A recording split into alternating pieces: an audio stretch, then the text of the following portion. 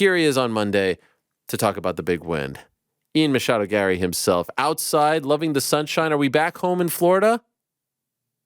We are, Ariel. I must apologize for the bit of a moving around. We were at the beach. We had a nice setup right in front of the sea. And then the wind started blowing. And I was like, Ariel is not going to be able to hear a word I say if I stay here. So I had to quickly maneuver and run away from the wind. How are you? I appreciate it. I'm doing great. I hope you are as well. Congratulations on the win. You've had a lot of great moments so far in your very, very young career. I can't imagine any that felt as good as Saturday in Charlotte. Would that be accurate? Absolutely, completely fair. Especially because everything went the way it was supposed to go. The way I felt God had intended it to, the way I was building up the fight. I knew it was possible. I knew it was going to be a first round finish, and I knew it was going to be the head kick. So it was very, very fun for me to win there and have it come to fruition. And for everybody to see that I'm not just chatting shit. I'm going out here and I'm backing it up every single time. So it's fun. Why were you so confident against Daniel Rodriguez? What was it about him that made you so confident? Speed, skill set, technical ability. I rated him for what for the dog that he brings in him, but not for the fighter because of the technique that he has. And I believe that if you're putting straight dog against straight technique should win 10 times out of 10. And I knew that my technical abilities were far superior than his ever could and would be. And I just went in there and proved it. I mean, it was a couple of body kicks that got him scared, keeping his elbow pinned to his chest, and then the right high kick finished him. And yes, we shared the clip of you talking to my friend P.T. Carroll where you called that. Like, you literally called that. That was the sequence. So it was just something about him or just something that you worked on? And to put that out there and to back it up is pretty remarkable, my friend. Yeah, the Shot Caller Club is Connor Caller. It's a cool little name. To be honest, I'd completely forgotten. I told everyone about it. Because it was so long ago. It was a good 6 weeks when I talked to PT ago. I was in Birmingham at the time. It was just something that I knew was going to land. Firstly, he's a southpaw. So when you fight a southpaw, the right kick for me is the strong kick and the left kick for him is the strong kick. So you can have a lot of success with those legs. And as me and Henry Hooft always say, like, your legs are longer than your arms. And if he's trying to touch me with the hands, all I have to do is keep him at my leg distance and be able to crack away at him and chip away. So it was fun for me to be able to work on that head kick, work on the body kicks, and then make them have success in the octagon against such a high-level opponent like Daniel. So, every fight that you've had in the UFC, every fight in your pro career has been a win. But let's be honest, one time rocked here, another time it goes the distance, you're unhappy with it. Did you feel any kind of pressure? Like, I need to, go into an extra gear here in the biggest fight against the biggest name. This is the one where I make the statement. You didn't feel it on ABC, no less. You didn't feel any of that. Nope, none whatsoever. Ariel, before I made the walk, I must see if any of the UFC employees have. I know someone took a video just before I walked out. I was literally lay flat on the ground with my hands behind my head, just waiting for them to call me to stand to go to the curtains to walk. I was so relaxed. I was so calm. I knew what I needed to do in the octagon, and I wasn't going to let anything worry or faze me. It never has before, and I'm not going to let it do it now. Even when the stakes get higher and the stage gets bigger, I just want to go out there and perform and do what I love. Like, this, for me, this is where I feel like I'm different to most of the people in the sport. I do this because I love it and because it's what literally gets me excited every day. Is to go and train, it's to go make that technique happen at the gym, and then see it transfer into the octagon, and to do it in front of close to 19,000 people at a sold out Spectrum Center in North Carolina was absolutely sensational. All week it seemed like you were owning the week. Great content. By the way, what's going on with your social media? Who have you? Let's give a shout out to this, because like there has been a major shift in the content that you are putting out. Who is behind all of this? Who do you think the main person is, Ariel? Well, I'm assuming your wife, but I don't know if she's the one actually edit. I mean, she's the brains behind it. She is the brains behind absolutely everything I do. And she is the one with the eye for content, for media, for understanding what's funny, what's not, what people like. And then we had a guy called Harrison Green. He used to work with the UFC, and he joined us all fight week.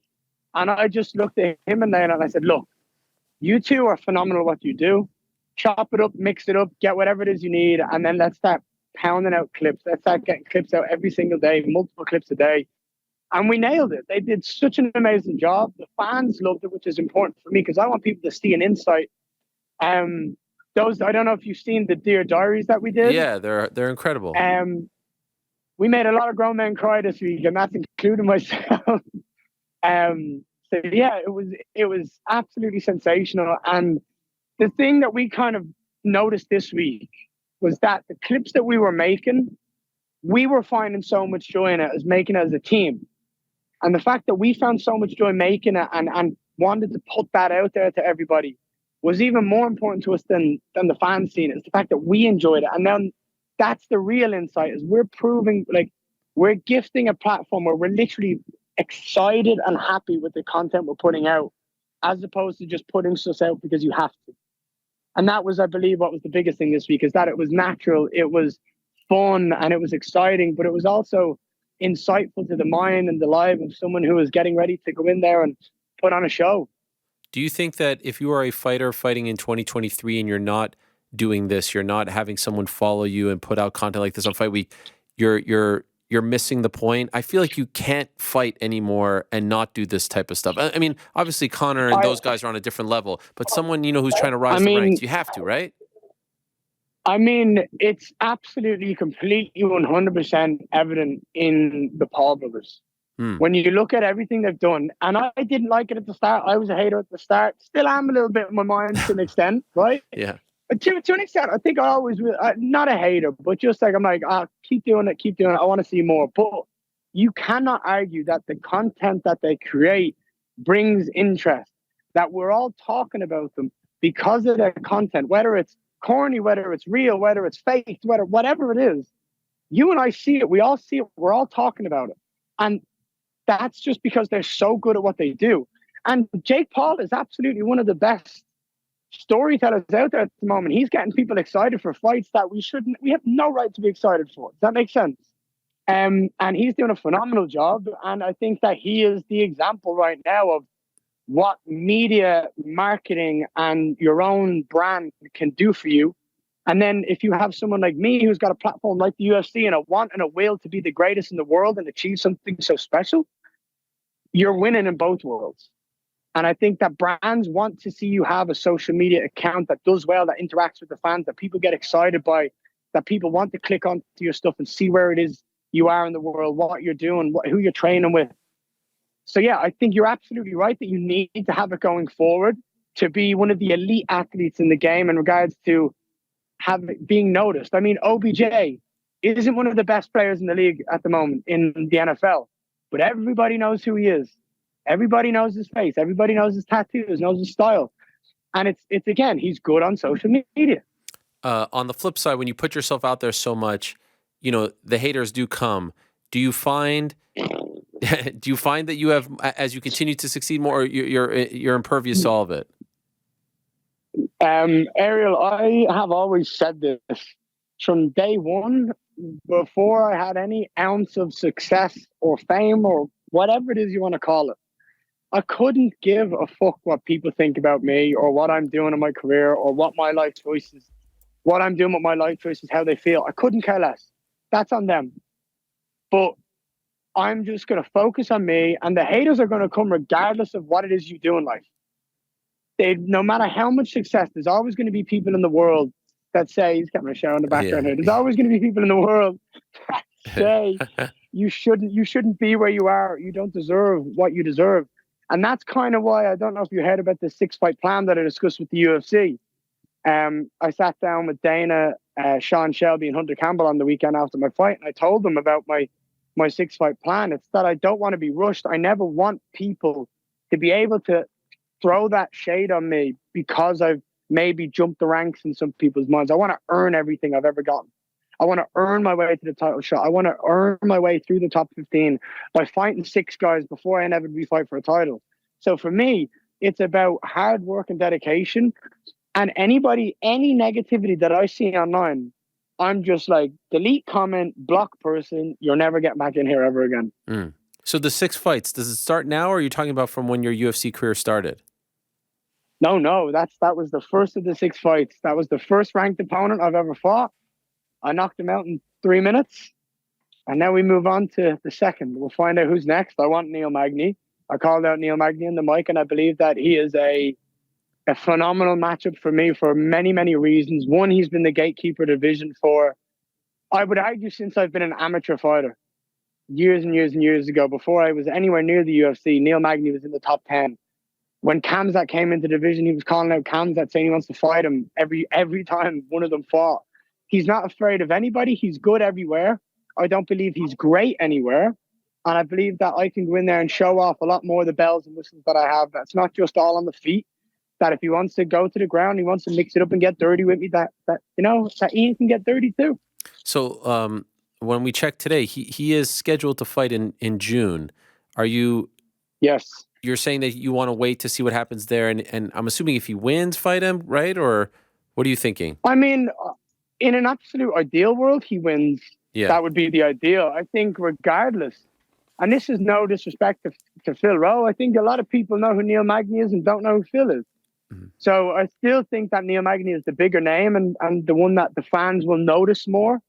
Obviously, I want him to win. I want him to go out there and do well so that when we come together, that it's massive. But I believe that regardless, me versus Neil Magny is a step up to the rest of the competition I've ever faced. And it's exciting for me to go out there and test myself against a guy of his caliber. I mentioned this at the top of the show.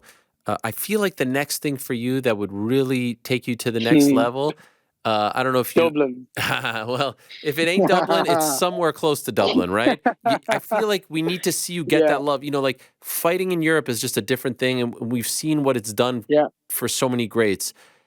You fighting in Charlotte, in Jacksonville, it's not the same connection. Like, I want to see you come across like a superstar back home. How can that, right?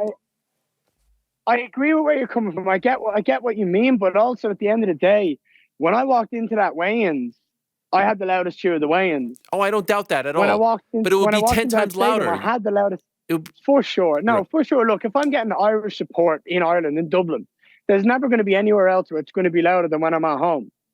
And I feel like the Irish deserve the support. The Irish deserve the crowd. They deserve the show of the UFC coming back to Ireland. We've done so much for the sport. The sport is booming right now at the moment. I'm absolutely smashing it. I'm going to be ranked 15 tomorrow. You've obviously got Conor on the comeback from whenever he's back against Chandler. And then you look at it, we've got 3 Cage Warriors Irish champions. We've got Caelan Loughran, we've got Paul Hughes, and we've got Rhys McKee. Those boys are all on the verge of signing for the UFC now. So it is inevitable that the UFC are going to come back. They're going to come back to Ireland. And I'm the guy who's going to make it happen. And I'm excited for it. And I believe that after this fight, when I beat Neil Magny, when I smoke someone else in that top 15, that I'm going to be able to pull them back to Europe, to get that Irish base breathing again, to get everybody hyped, get that fire burning, and then watch all these guys follow behind me through the UFC and just set the stage alight again. Did you get any insight from the brass when you spoke to them about any plans to return to Dublin perhaps next year? No, I didn't. I told them that I want it back. And Dana sat and said, we need to get back to Dublin. He said, I know, we'll work on it. We'll try it. Like, that's all he can say. Yeah. He has to, he's kind of a bit of a yes man. He has to say yes at that point in time. But I believe that he's absolutely going to make it happen. I believe when you see the star power that I've possessed in Charlotte, when you see the performance that I showed up with, and you think about it, that was against the best opponent I've ever fought in many people's minds. That was against the toughest guy I've ever fought in many people's minds. Why wouldn't we go and do that in Ireland? And why wouldn't we go do it against someone who's going to bring in the fans? Like I said this, I've said it before, and I'll say it to you, Ariel. Could you imagine me versus Stephen Wonderboy Thompson as the main event in Dublin, Ireland, and then stack the card down with Irish and European talent from top to bottom? You wouldn't have to sell any of the fights. You just sell me and Wonderboy and it would sell it out. Yeah. So it makes so much sense. And I believe Dana will bring us back, and I believe he will make the return to Ireland at one point in time early next year, I believe. And it's on me to keep pushing for that. It's on me to put my nation's my nation on my back and carry them through and keep winning and show them that I want them back, that I want to bring.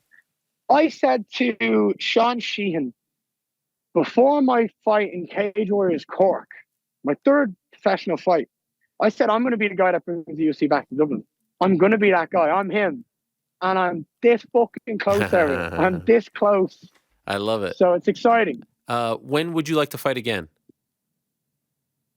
Well, I fly to Brazil on Sunday, and I'm excited to go and travel the world and do jiu-jitsu in Brazil and meet my wife's side of the family and stuff like that. So that's going to be fun. But I believe that, like, I've had 2 fights now in 8 weeks turnaround. I want to be active. So I believe the most important thing for me now is let's see what happens in this Magny fight. And once that's done and over and we see what's happened, if anyone has the balls to call me out in between that and the top 15, then maybe we can make it happen. But I would like to fight probably 2 more times this year, Ariel. Okay. By the way, is that tattoo real? The 15, is that a real tattoo? Oh, for fucking sure it is. You want to see it? Yeah, there it is. In his writing too, huh? In his writing. In his fucking writing. Look, Ariel. Gilbert was giving me a little bit of shit this morning about this. He said, what happens if they rank you number 14? I don't give a fuck. I'm ranked in the top 15 in the world. I'm 25 years of age, and I've just broken the top 15. That's what's so symbolic about the tattoo. And yes, I did take the guy of the font of the guy I knocked out. But it's like, it's so symbolic to me as a man, as a fighter, as a person in my life and in my career. What I have done up to this point has been fucking sensational. I'm 12-0, undefeated, right? I've just knocked out a guy who's never been knocked out before. And he's fought some badass guys. Knocked him out in under 3 minutes and did it with absolute ease. And it's setting me up for the rest of my career and the rest of my life in this sport. I turned to my wife the day before the day of my fight, and I turned to her and I said, oh, that was a nice nap. I'm never going to have a nap and not be ranked ever again. Because the rest of my career, I'm going to be one of the best guys in the division, no matter how long I'm in this sport. That's the outlook I have. So it was a sensational achievement for me, for my team, for my family. And now we get to go forward, Aaron, and go on this mad run of killers in the top 15 and earn that title shot. And I'm looking forward to it. Who would you want to see me fight? I like the Magny thing until I realized that he wasn't available. So that worries me because. But he will be, because he's only a month later. Sure. He's only 4 weeks behind. What about like a Michael Chiesa type? I was talking to Mike the other day. Yeah. He said that he might have a couple of matchups on the line, but like again, if he's the only guy in the top 15 that's not ranked, that's not. Would you fight Luque? Match, then I can't fight Luque. No, he's my boy. He gave me the biggest hug in the world today. He gave me the biggest hug in the world today. I'm sorry. No, I can't. I know that's fine.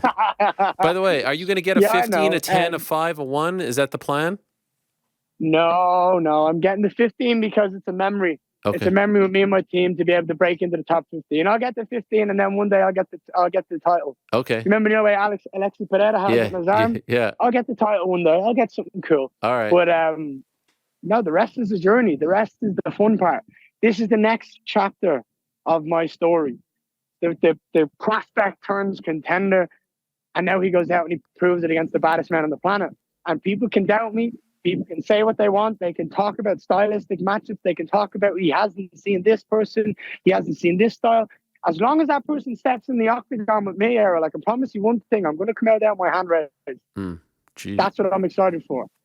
By the way, is there something going on with purple? You guys, you had the purple suit. I think Layla's hair is purple. The tattoo, I think it was in purple. What's going on with purple? Yeah, it was. So you know that my favorite color is purple. I used to fight in the purple dethrone shorts way back when in Cage Warriors. I have been shouting for purple shorts in the UFC. I believe that every fighter should have something that is able to give them a brand, right? And I would love to have purple shorts, and just for me, for no one else, because that's my brand. If people don't remember my name, if people don't remember my face, remember that kid with the purple shorts. Yeah. That's always what I want. I want them to have something to latch on to. And for me, what's on these guys keep coming in the background. I love it. I love it. They don't give a rat. But it's this thing of like, we wanted to, for every fight now, we're creating a color. So the team has to wear a color. And this time it was the color of royalty. You're putting yourself in an elite division. And it was my favorite color. So I got the purple tux. My wife got the purple hair. My strength and conditioning coach had the purple shirt on. My management team, Lloyd Pearson, had the purple I handkerchief. We were love it. all doing it. Everyone was in it. So it's important. It also brings that team camaraderie. We're all in this together. We all find something. We all wear it. And we all go together. I love it. I love the details. By the way, I'm off to your great country tomorrow for the Katie Taylor fight. What Woo! is one thing I need to do in Dublin? What is the one recommendation? Oh, okay. What are you talking about? You talking about food? Or are you Just talking what is about the scenic walks? top of the mind right now? Ian Garry's recommendation when I'm in Dublin. My second time only, by the way, Ian. I was only in Dublin once, 2014, the Brandao fight. Wow. This is the big homecoming for Jesus Katie and I. Christ. Both of us having a homecoming Okay. of sorts. Wow. Okay. So I love Dublin for a couple of reasons. And one of the most beautiful things is, regardless of the weather, when you go to the coast and you look out at the sea and you can hear it chop and hit the waves against the rock, and you see the pure beauty of the landscape, I think that's phenomenal. There's two places I would say to go. You can either go to the Portmarnock Malahide coastline, okay, and you can walk the entire coastline and you will just get the freshest air and the most beautiful views. Or you can go to a place called Hope.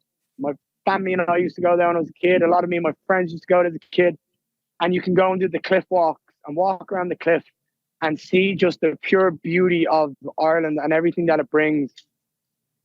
That's what I would say. It's something a little bit different. It's something a little bit out there that not many people would recommend. But I think that Ireland is so beautiful in its own right that to go out and see it firsthand and feel that fresh air and feel that beauty that it brings, that everybody talks about, that would be my number one thing for you to do.